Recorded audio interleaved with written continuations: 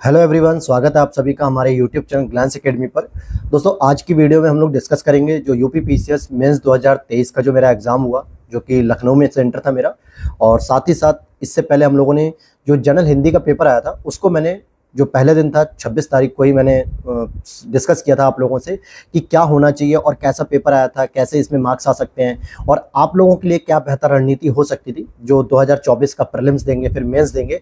तो एक अनुभव मैंने आपके साथ शेयर किया था और इसी कड़ी में मैंने आपसे कहा था कि सारे एग्जाम्स कंप्लीट होने के बाद फिर मैं 29 के बाद 30 या 1 अक्टूबर से लगभग सभी पेपर को डिस्कस करूंगा। तो यहाँ पर आज उसी कड़ी में आज हम डिस्कस कर रहे हैं जीएस पेपर 1। और जीएस पेपर 1 में अगर आपको नहीं पता है तो पहले आपको अपना सिलेबस देखना चाहिए, क्योंकि अगर आप सिविल की तैयारी कर रहे हैं तो आपको अपना सिलेबस पता होना चाहिए, तभी आप समझ पाएंगे कि कौन कौन से सेगमेंट से प्रश्न पूछे जा रहे हैं। जैसे जीएस 1 में आपका क्या आता है, तो इतिहास आता है। इतिहास में भी क्या होता है, मॉडर्न हिस्ट्री आती है और आर्ट एंड कल्चर के नाम पे आपसे एंशिएंट मिडिवल के टॉपिक पूछे जाते हैं।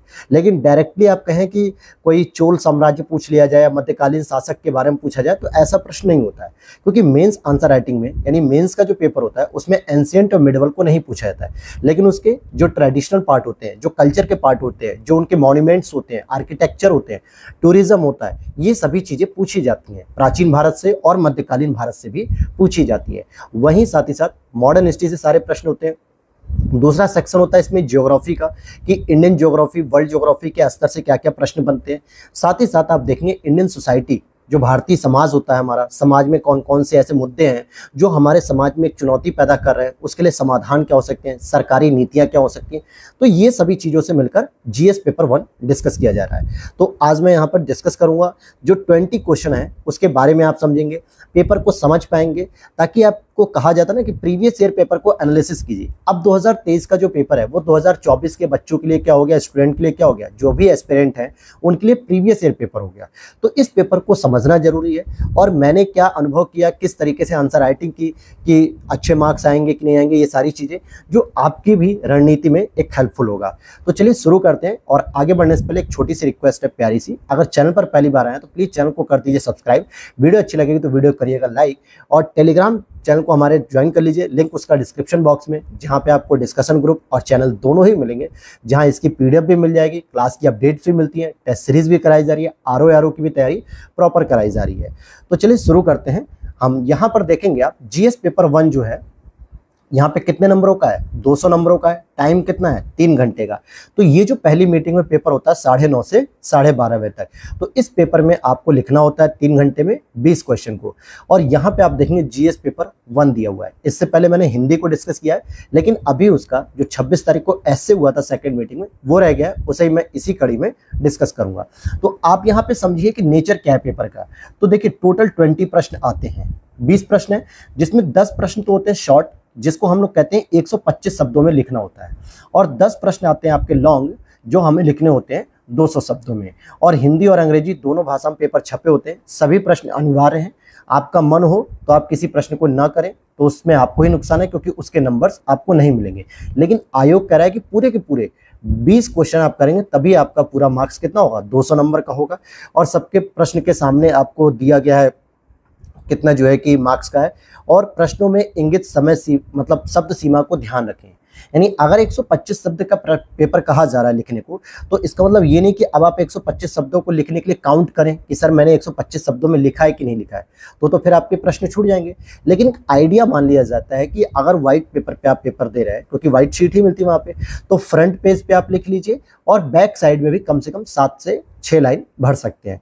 ये 125 शब्द मान लिए जाते हैं। ऐसा क्यों कह रहा हूं मैं, क्योंकि एक लाइन में मान के चलिए कि 7 से 8 शब्द आते हैं। अगर आपको यकीन नहीं होता तो आप कॉपी पे कोई भी एक सेंटेंस लिखिए, या जो कॉपी पहले से आपने लिख रखी हो, आप उसमें देखेंगे कि 7 से 8 शब्द होंगे। और इस तरीके से वन साइडेड, एक तरफ जो है कि आपके 12-13 लाइनें होती हैं, और जिसकी वजह से मान लेता है कि 100 शब्द इधर हो गए और पीछे जो है कि आप 4 से 5 लाइनों में कवर करेंगे। तो 1.5 पेज अप्रॉक्सीमेट जो है कि मैक्सिमम होता है। अब ऐसा भी नहीं कि 125 शब्द के आंसर को आप 200, 250, 180, 170 वर्ड पहुंचा दें।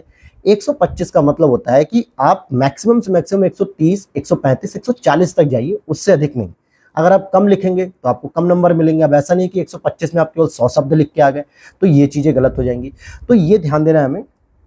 और अगर 200 शब्दों की बात करूँ तो आप फ्रंट पेज, उसके बैक का पेज और इसके साथ थोड़ा सा आप दूसरे पेज को भी आप सपोर्ट में ले सकते हो, उससे ज़्यादा आपको नहीं लिखना होता है।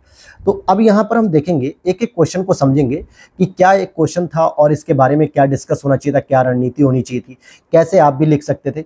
अब सेक्शन ए से आप देखेंगे कि जो सेक्शन ए में शॉर्ट वाले होते हैं जिसमें 8 नंबर के प्रश्न होते हैं और जहाँ पे आपको 10 क्वेश्चन दिए हुए हैं। अब देखिए क्वेश्चन के पूछने का तरीका क्या है। प्रीवियस ईयर पेपर को अगर आप देखेंगे जिसमें 2018, 19, 20, 21, 22 और ये 23 का, तो बेसिकली जो चेंजेस है वो बस यही है कि आपसे सेगमेंट को, सारे टॉपिक को कवर किया गया। इससे पहले क्या होता था, कुछ सेलेक्टेड टॉपिक रहते थे, लेकिन इस बार आयोग ने लगभग हर टॉपिक से प्रश्न पूछे हैं।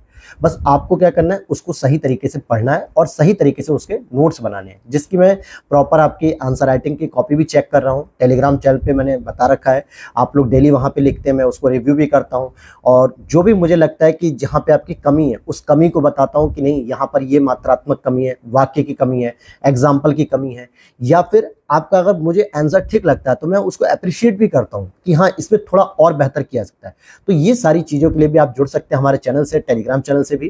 तो देखिए पहला प्रश्न है यहाँ पे, वैदिक साहित्य का परिचय दीजिए। अब आप कहोगे सर ये तो एंशिएंट का पार्ट हो गया। तो मेरे दोस्तों एंशिएंट में अगर आप देखेंगे तो जो साहित्य है, जो हमारे वैदिक साहित्य, पुराण, उपनिषद, ये हमारी संस्कृति की व्याख्या करते हैं कि हमारी भारतीय संस्कृति, सनातन संस्कृति आदिकालीन समाज से कैसे चली आ रही है, मानव सभ्यता कैसी आ रही है। तो इसके बारे में डिस्कस करते हैं यहाँ पर ये। तो अब यहाँ पर फोकस करना है आपको प्रश्न पे। अगर मैं बात करूँ कि यहाँ देखिए परिचय पूछ रहा है, इंग्लिश में भी आप देखेंगे give an account of the वैदिक लिटरेचर, यानी एक छोटा सा इंट्रो के साथ आपको बस क्वेश्चन को लिखना है। अब यहाँ पे ना तो आपको वैदिक साहित्य में कौन से साहित्य आते हैं, 4 आते हैं मुख्य रूप से, ऋग्वेद, यजुर्वेद, सामवेद, अथर्ववेद। लेकिन अब यहाँ पे इन साहित्यों का न तो महत्व पूछा जा रहा है, न इन पर जो है कि जो समस्याएं थी इस युग में या इनकी इंपॉर्टेंस, ऐसा कुछ भी नहीं है। सिंपल एक परिचय पूछा जा रहा है। इट मीन्स हो गया आपका 8 नंबर का प्रश्न। तो चारों साहित्य के बारे में आपको लिखना है। अब आप कहोगे सर मुझे तो बहुत सारा चीज़ पता है, मैं कैसे जो है कि 125 शब्दों में लिखूं, मतलब 125 शब्दों में 1.5 पेज में मैं कैसे लिखूंगा। यानी एक जो आप देखेंगे ऋग्वेद पे या यजुर्वेद पे, एक ग्रंथ के ऊपर भी अगर आप लिखेंगे तो मुश्किल से 4 से 5 लाइनें ही लिख पाएंगे।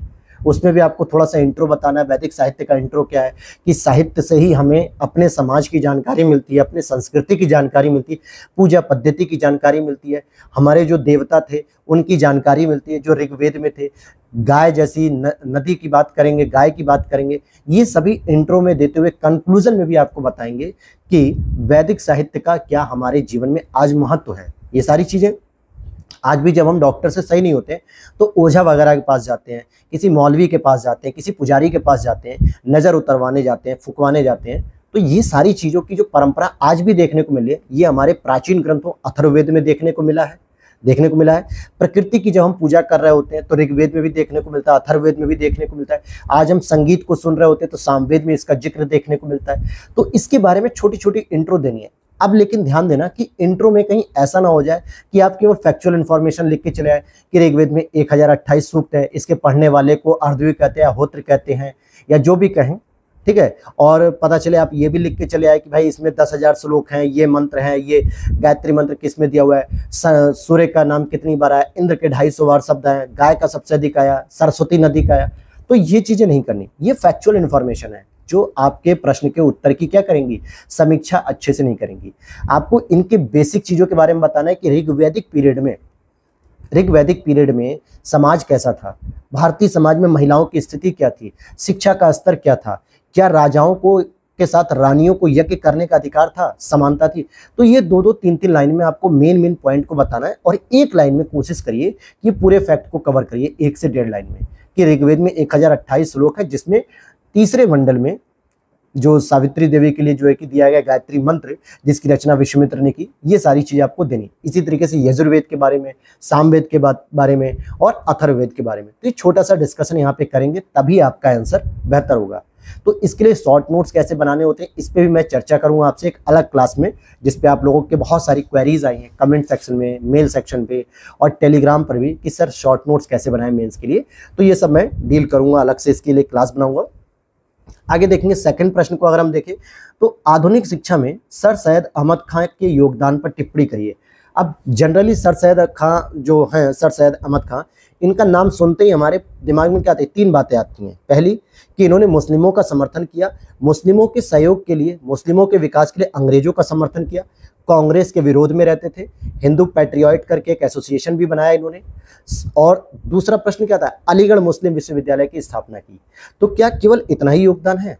आपको ये बताना पड़ेगा कि मुस्लिमों के बेहतरी के साथ साथ इन्होंने आधुनिक शिक्षा के लिए कितना फोकस किया, कैसे अंग्रेजों से इन्होंने सहयोग लेने का प्रयास किया, लेकिन वो सहयोग भारत को विखंडित करने के लिए नहीं था।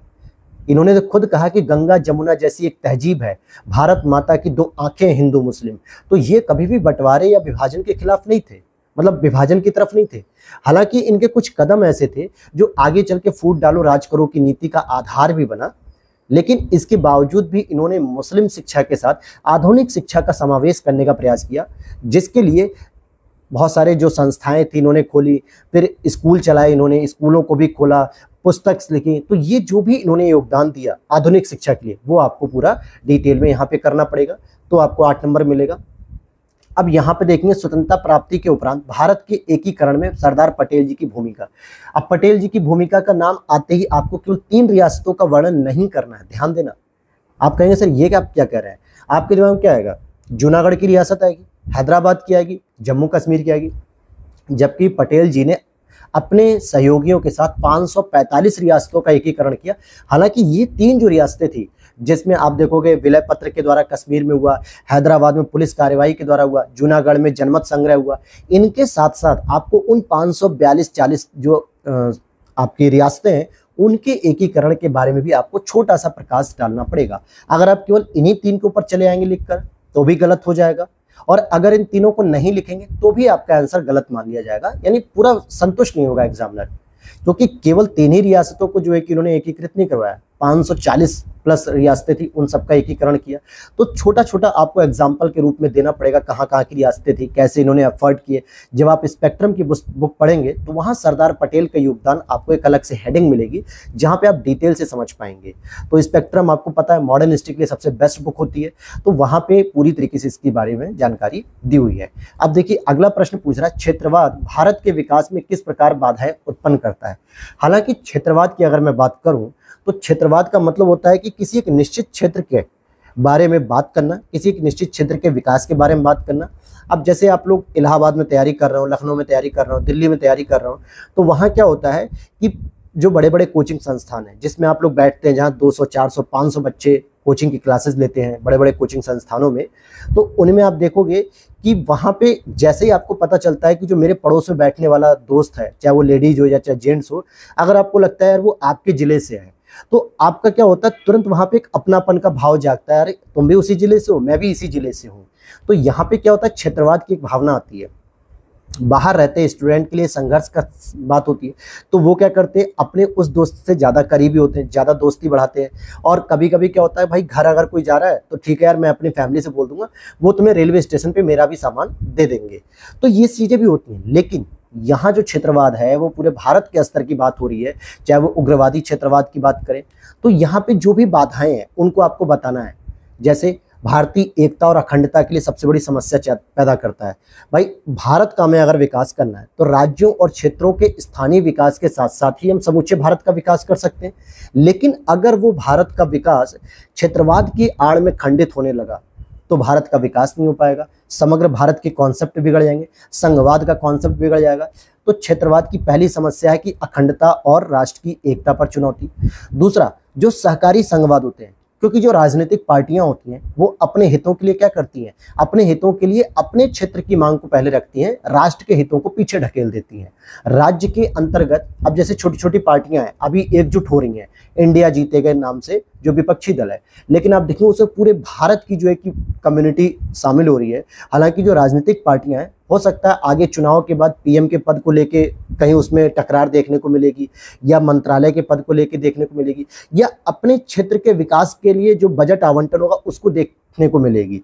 तो क्षेत्रवाद में आप देखो कि सहकारी संघवाद भी खंडित हो रहा है। दूसरी समस्या, पहली समस्या राष्ट्र की एकता अखंडता बाधित होगी, सहकारी संघवाद, तो पॉलिटिकल फिनोमिना भी इसमें डालना है। वहीं सामाजिक स्तर से अगर आप देखेंगे तो पिछड़ापन देखने को मिलता है। उत्तर भारत की अगर हम बात करें तो पंजाब, हरियाणा, पश्चिमी यूपी, ये जो रीजन है दिल्ली वगैरह, ये ज़्यादा डेवलप है। लेकिन अगर आप वही पूर्वी क्षेत्रों में आ जाइए, नॉर्थ ईस्ट में आप देखिए कोई विकास की संभावना नहीं। पूर्वी यूपी बिहार में देख लीजिए, झारखंड में देखिए कोई विकास की संभावना नहीं। केवल कोयले के आधार पे ही झारखंड अपनी इकोनॉमी को चला रहा है। अगर कोयला भी नहीं रहेगा तो झारखंड की इकोनॉमी कैसे चलेगी? तो ये जो दिक्कतें हैं ना, ये आपको मेंशन करनी होंगी, पॉइंट आउट करनी होंगी, क्षेत्रवाद कैसे भारत के लिए चुनौती खड़ी करता है। 3 एग्जाम्पल मैंने बता दिए, 2-3 आपको मेंशन करने होंगे, तब जाके आपका एक आंसर तैयार होगा। अब बेरोजगारी भारत में व्याप्त निर्धनता का एकमात्र कारण है। अब यहाँ पे पूछ रहा है कि ओनली 1 कॉजेज, क्या गरीबी के लिए, निर्धनता के लिए बेरोजगारी जिम्मेदार है? तो मैं कहूँगा बेरोजगारी जिम्मेदार तो है, लेकिन पूरी तरीके से बेरोजगारी जिम्मेदार हो ये कहना गलत होगा, क्योंकि बेरोजगारी के साथ साथ और भी चीज़ें होती हैं जो निर्धनता की ओर हमें ले जाती हैं। जैसे बेरोजगारी बताइए, सबसे ज़रूरी जो कारण है वो है आपका एजुकेशन। अगर एजुकेशन नहीं मिलेगी तो रोजगार भी नहीं मिलेगा और अंततः आपको बेरोजगारी के साथ साथ गरीबी का भी सामना करना पड़ेगा। तो आप शिक्षा की बात लिख सकते हो, स्वास्थ्य की बात लिख सकते हो। अब जैसे आयुष्मान भारत इसमें चलाया जा रहा है कि लोगों को क्या किया जा रहा है, शिक्षित किया करने के साथ साथ उनके स्वास्थ्य पर भी ध्यान दिया जा रहा है। आयुष्मान भारत के साथ महिलाओं के स्वास्थ्य को ध्यान में रखते हुए उज्ज्वला योजना चलाएगी। तो आप बता सकते हो कि इन सभी चुनौतियों की वजह से गरीबी एक बढ़ती चली जा रही है। बेरोजगारी केवल एकमात्र कारण नहीं है, एक महत्वपूर्ण कारण हो सकता है। अब बेरोजगारी में आप 2-3 पॉइंट लिख सकते हो कि क्या क्या प्रॉब्लम्स आ रही हैं, कि शिक्षित बेरोजगारी सबसे बड़ी दिक्कत बन रही है, शहरी बेरोजगारी सबसे बड़ी दिक्कत हो रही है। शिक्षित बेरोजगारी का मतलब होता है कि आप जितने एजुकेशन ले चुके हैं, अपने जैसे ग्रेजुएशन कर लिया, पोस्ट ग्रेजुएट कर लिया, पीएचडी होल्डर हैं, नेट क्वालिफाइड हैं या कोई प्रोफेशनल डिग्री है, लेकिन आपको उस लेवल की नौकरी नहीं मिल पा रही है। तो आप शिक्षित तो हो गए, लेकिन आपको आपकी योग्यता के अनुसार नौकरी नहीं मिल रही, इसलिए आप शिक्षित बेरोजगार हैं। तो ये प्रॉब्लम्स जो आ रही हैं इसको डील करना पड़ेगा आपको। तो ये सभी चीज़ें आपको बतानी पड़ेंगी। तो केवल बेरोजगारी एकमात्र कारण हो ये जरूरी नहीं है, तो सारी चीज़ें इसमें लिखनी होंगी।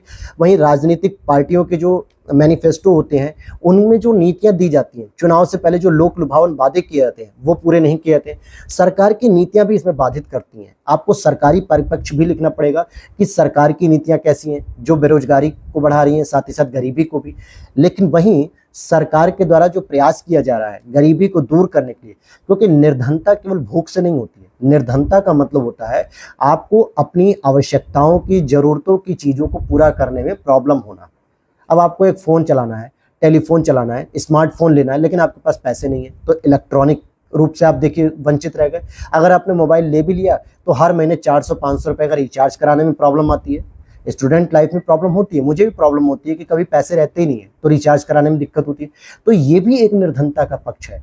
तो आपको बताना है कि केवल बेरोजगारी ही नहीं, और भी कई सारे कारण होते हैं जो बेरोजगारी के लिए बनेंगे। फिर अगला प्रश्न आप देखिए, यहाँ पे अगले प्रश्न को अगर हम डील करें, क्वेश्चन नंबर 6 है कि क्या आप सहमत है कि भारत में महिलाओं के प्रति अपराध में वृद्धि हो रही है? तो अब ये आपको बताना है। हालांकि वर्तमान केंद्र सरकार के द्वारा लगातार ऐसे प्रयास किए जा रहे हैं, राज्य सरकार यूपी की उसके द्वारा भी ऐसे प्रयास किए जा रहे हैं कि महिलाओं के द्वारा जो महिलाओं के साथ जो अपराध हो रहे हैं उसमें कमी करने का प्रयास किया जा रहा है। लेकिन अब आपको बताना है कि क्या आप सहमत हैं। तो अब ये नहीं लिख सकते कि नहीं मैं सहमत हूँ कि महिलाओं के द्वारा महिलाओं के प्रति जो अपराध हो रहा है वो कम हो गया है, ऐसा नहीं है। महिलाओं के प्रति आज भी अपराध है। अब यहाँ पे क्या है, आपको एनसीआरबी की रिपोर्ट डालनी पड़ेगी, नेशनल क्राइम रिकॉर्ड ब्यूरो जो होता है उसकी रिपोर्ट देनी पड़ेगी। वो खुद बता रहा है कि यूपी 2nd नंबर पे है अपराध के मामले में, राजस्थान में अपराध हो रहा है। अब महिलाओं के प्रति अपराध क्या हो रहे हैं ये आपको बताना होगा। पहला, बाल विवाह। बाल विवाह भी महिलाओं की अगर मर्जी के खिलाफ हो रहा है तो ये भी एक अपराध है। यौन हिंसा एक अपराध है। घरेलू उत्पीड़न अपराध है। कार्यस्थल जहाँ पे वो जॉब कर रहे हैं, जहाँ पे वो काम कर रही हैं, वहाँ पर उनके साथ गलत व्यवहार किया जा रहा है, दुर्व्यवहार, और उसके लिए मैनेजमेंट और संस्था की कोई पॉलिसी नहीं है। ठीक है, सार्वजनिक स्थलों पर उनके साथ जो है कि गलत व्यवहार किया जा रहा है। पब्लिक ट्रांसपोर्ट में उनके साथ मिसबिहेव किया जा रहा है। अक्सर आप ऐड देखेंगे, मूवीज़ देखेंगे कि अगर कोई लेडीज़ खड़ी है या सीट पर नहीं बैठी है तो उसके पीछे कोई जेंट्स है, वो उसके साथ मिसबिहेव कर रहा है। तो इस तरीके से आपको बताने पड़ेंगे कि हाँ उनके साथ जो अपराध हो रहे हैं। आप यौन हिंसा के साथ साथ बलात्कार के केस को इंडिकेट कर सकते हैं, चाहे फिर वो निर्भया कांड रहा हो दिल्ली में बलिया का, या फिर अभी हाथरस का एक कांड रहा, यौन हिंसा की पीड़ित थी, उसको जो है कि जला के मार दिया गया। नागालैंड में देखिए, मणिपुर में देखिए, वहाँ पर भी अक्सर होता क्या है कि दिल्ली वगैरह या मेट्रो शहरों में देखेंगे कि जो नॉर्थ ईस्ट की हमारी बहनें हैं जो आती हैं उत्तर भारत की तरफ से, जिसमें हिमाचल प्रदेश, आसाम, सिक्किम, और हम लोग उन्हें दो तरीके से भेदभाव करते हैं। पहला, हम उनके जो फेशियल डिज़ाइन है, इनकी फेशियल बनावट है, बॉडी की बनावट है जो मंगोलाइड है, तो हम उन्हें ये नहीं कहते हैं कि हमारे अरुणाचल की हैं या सिक्किम की हैं, नागालैंड की हैं। आप अपने से भी ये प्रश्न पूछिएगा, आप सीधे क्या कहते हैं, अरे यार वो चाइनीज़ जा रही है, अरे वो देखो जो है कि जापानीज़ जा रही है। ये तरीके से जो सिंबल होते हैं ये भी उनके प्रति एक मानसिक अपराध की श्रेणी में आता है कि आप उनके तरीके से ऐसा बोलते हैं। इवन कि बहुत सारे मेट्रो सिटी में क्या होता है, उनको सेक्स टॉयज की तरह समझा जाता है कि ये तो एक सेक्स के लिए खिलौना है। तो ये तरीके की जो मेंटालिटी है ये भी अपराधों में वृद्धि कर रही है। तो ये जो मैंने 5-6 एस्पेक्ट बताए ये आपको डील करने थे। अब यहीं पे आपको रुकना नहीं है, आपको सरकारी प्रयासों को बताना है। 1090 हेल्पलाइन है, फिर बहुत सारे जो 112 हेल्पलाइन नंबर है, केंद्र सरकार के नंबर हैं, 1976 नंबर है, 1976। इस तरीके की जो भी महिला हेल्पलाइन है, महिला डिजिट्स हैं, महिला यूनिट तैयार की जा रही हैं, तो ये सारी चीज़ें आपको बतानी रहेंगी ताकि आपको बताना है कि हाँ, अपराधों में अगर वृद्धि हुई है तो सरकार के प्रयास भी ऐसे हैं जिसकी वजह से अपराधों में कमी करने के लिए लगातार कोशिश की जा रही है। इसमें 1-2 आंकड़े दे सकते हैं कि किस राज्य में ज़्यादा महिलाओं के प्रति हिंसा हुई है, कहाँ पे बाल विवाह ज़्यादा हुआ, कहाँ यौन हिंसा ज़्यादा हुई है, कहाँ आत्महत्याओं के केसेस हुए, कहाँ उन्हें एजुकेशन की बराबरी नहीं मिली, शिक्षा नहीं मिला। बहुत सारी जो चीज़ें हैं वो आपको बतानी पड़ेंगी।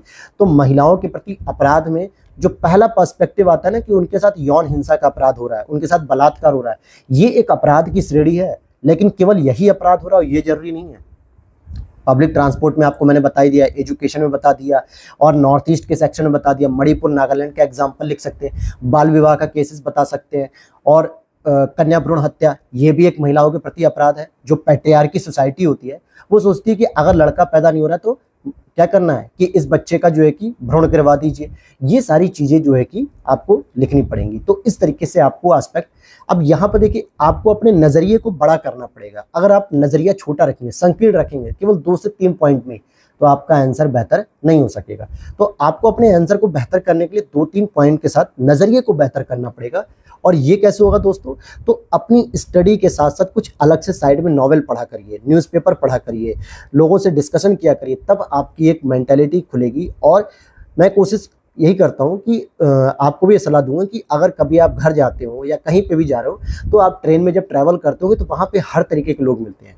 मुझे जो लगता है कि ट्रेन में जो अनुभव मिलता है वो शायद कहीं नहीं मिलता है, क्योंकि ट्रेन में अलग अलग तरीके के लोग मिलते हैं, विभिन्न प्रकार की प्रजातियां देखने को मिलती हैं, जिनके अपने कॉन्सेप्ट होते हैं, जिनकी अपनी विचारधाराएं होती हैं, जिनके अपने बात करने का लहजा होता है। तो वहाँ पे एक ऑब्जर्वेशन आपको बहुत अच्छा करना चाहिए और वहाँ के एग्जाम्पल्स को आप लिख सकते हो, हालांकि वो फैक्चुअल इन्फॉर्मेशन की बेस्ड होती है।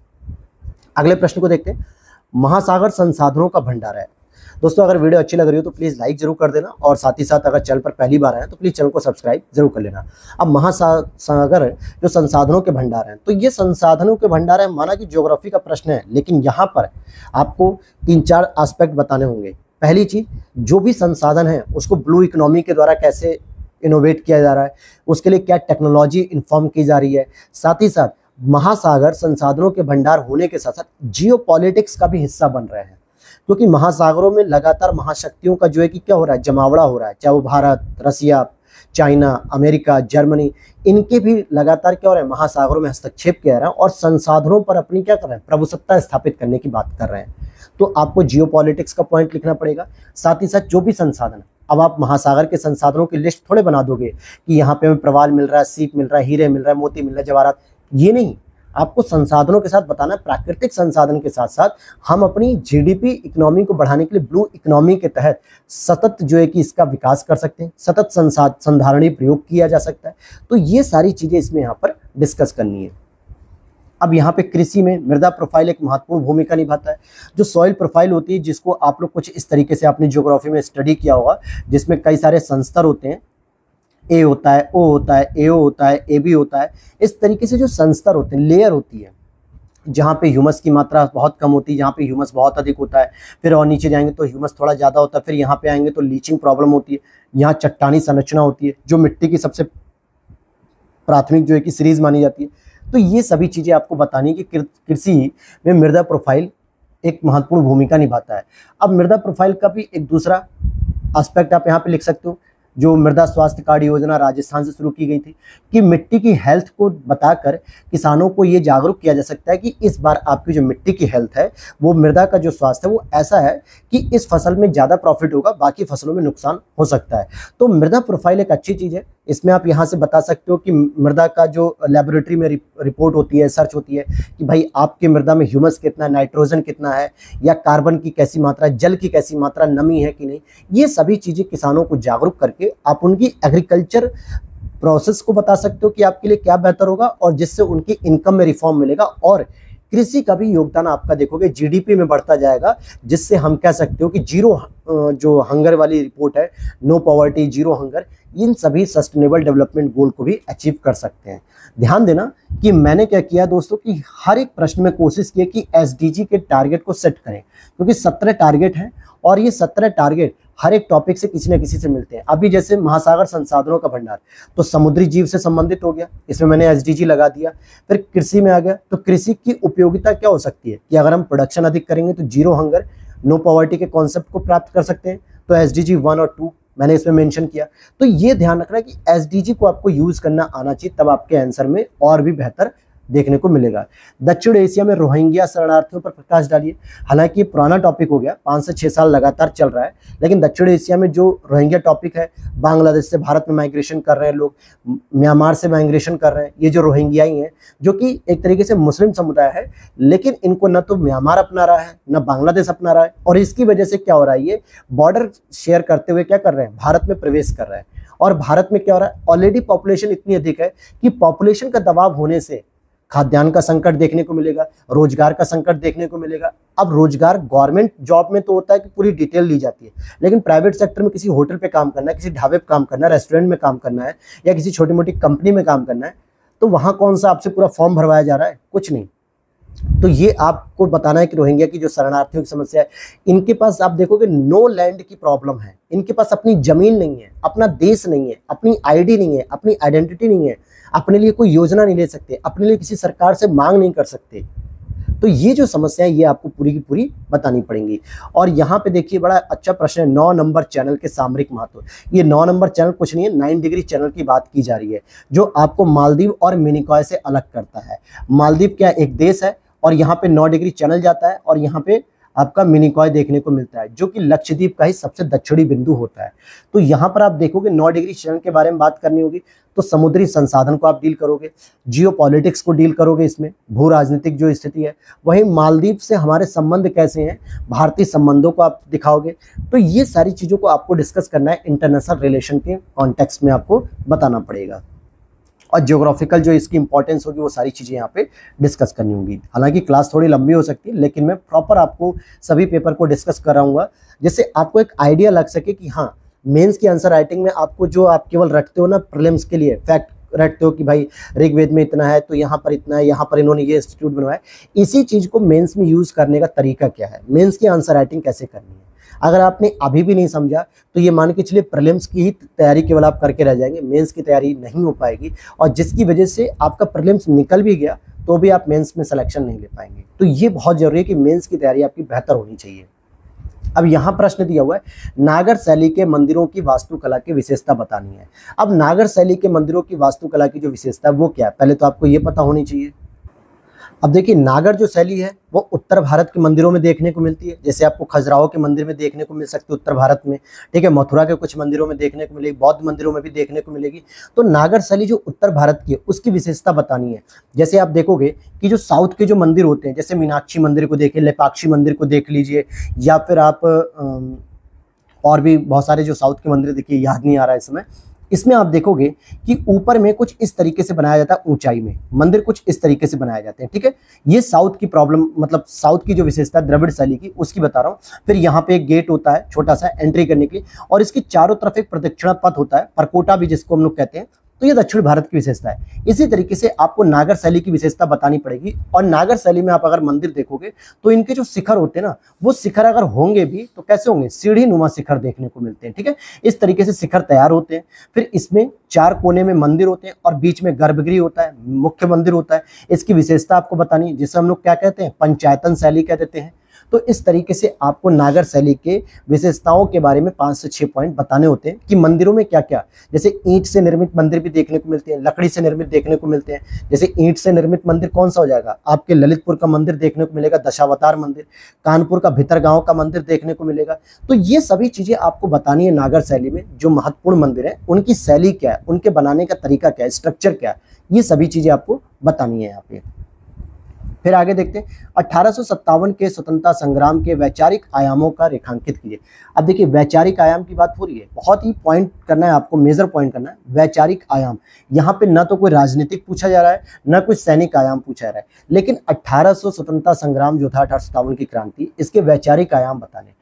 अब वैचारिक आयाम में क्या आप बता सकते हो, तो पहली चीज तो आप ये बता सकते हो कि लोगों ने जो उससे पहले, जो आंदोलन से पहले जो सुधार किए जा रहे थे, सामाजिक सुधार आंदोलन चलाए जा रहे थे, फिर चाहे वो राजा राम मोहन राय के द्वारा चलाए गए या विवेकानंद के द्वारा चलाए जा रहे थे, या आप ज्योतिबा फुले के द्वारा देख सकते हो, सर सैयद अहमद खां के द्वारा भी चलाए जा रहे थे। तो ये सभी जो वैचारिक पृष्ठभूमि तैयार हो रही थी, एक मध्यम वर्ग तैयार हो रहा था, पश्चिम बंगाल से लेकर जो है कि पूरे उत्तर भारत में मध्यम वर्ग जो तैयार हो रहा था, वो कहीं ना कहीं 1857 की क्रांति का एक वैचारिक पृष्ठभूमि तैयार कर चुका था।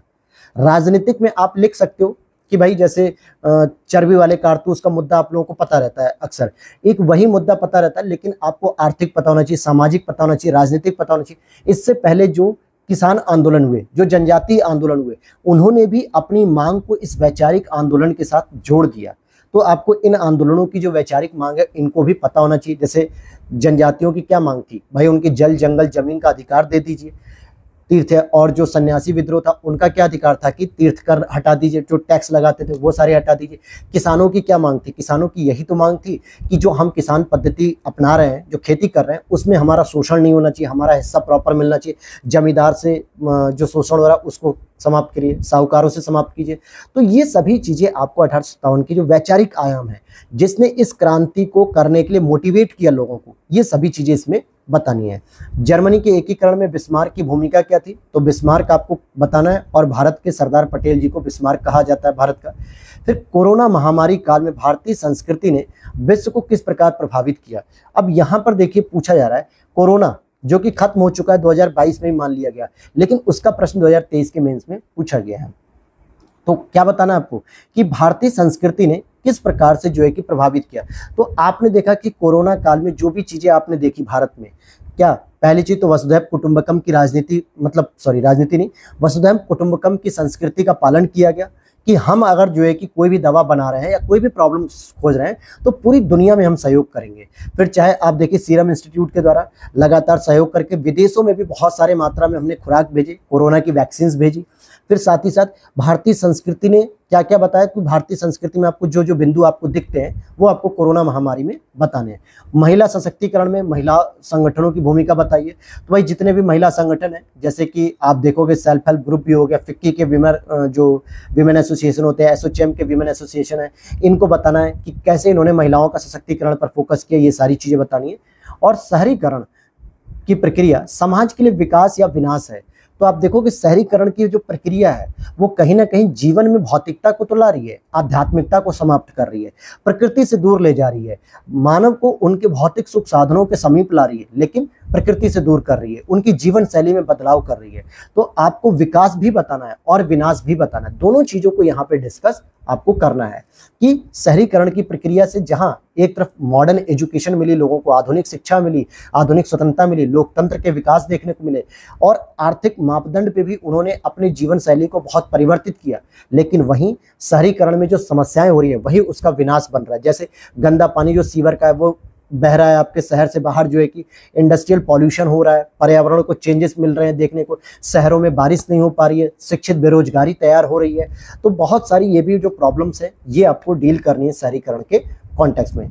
भारत में आंतरिक मानव प्रवास के कारणों और परिणामों। अब आंतरिक मानव प्रवास क्या होता है कि जब एक राज्य का व्यक्ति दूसरे राज्य में जाके रोजगार की तलाश करता है, जैसे यूपी बिहार जो पिछड़ा एरिया माना जाता है, झारखंड वगैरह, यहाँ के लोग दिल्ली, बम्बई, कोलकाता, चेन्नई, बंगलुरु, साउथ इंडिया में तमिलनाडु, कोयम्बटूर, पंजाब, लुधियाना, हरियाणा के गुरुग्राम, इन क्षेत्रों में जब रोजगार खोजने जाते हैं। और आपने देखा कोरोना महामारी में ये जो आंतरिक मानव प्रवासन था ये बहुत बड़ी एक चुनौती तैयार हुआ, क्योंकि बहुत बड़ी चुनौती हुई, न तो लोगों के पास साधन थे जाने के लिए, ट्रेन, सार्वजनिक ट्रांसपोर्ट सब कुछ बंद कर दिया गया, बसेस बंद हो गई, फ्लाइट बंद हो गई, ट्रेन बंद हो गई, जिसकी वजह से कोरोना स्प्रेड ना हो सके, ऐसा सरकार ने निर्णय लिया।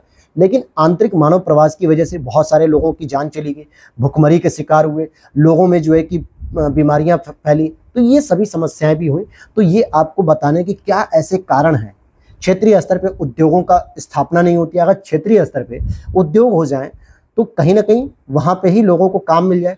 ग्रामीण सशक्तिकरण के लिए क्या किया जा रहा है कि गांव के लोग क्यों शहर की ओर जा रहे हैं, क्यों मॉडर्न सिटी की ओर जा रहे हैं, क्यों बड़े बड़े नगर निगम में जा रहे हैं या महानगरों में जा रहे हैं नौकरी करने। अगर उनको ग्रामीण अर्थव्यवस्था को सुचारू रूप से देखने को मिल जाए तो ग्रामीण अर्थव्यवस्था में ही वो अपने जीवन यापन को बेहतर कर सकते हैं। तो ये सभी चीजें बतानी है और इनके परिणाम को भी डिस्कस करना है। फिर भारत में एल नीनो और दक्षिण पश्चिम मानसून के बीच में क्या संबंध है।